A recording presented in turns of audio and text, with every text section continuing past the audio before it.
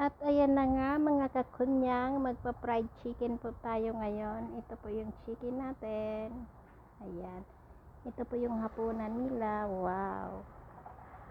Ayan na guys. Inano ko na siya ng harina.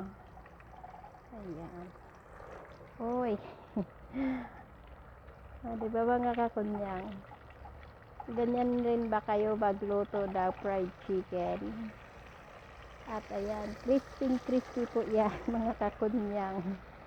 Kasing crispy ng nagluluto. Joke. Ayan oh. Ang bilis mga kakunyang maluto. Ayan. Diba? Ang yummy yan. Crispy yan mga kakunyang.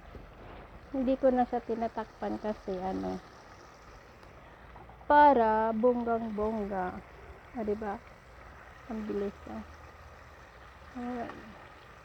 dito ako nagluluto sa may labas kasi mangangamoy daw yung loob ng bahay nila.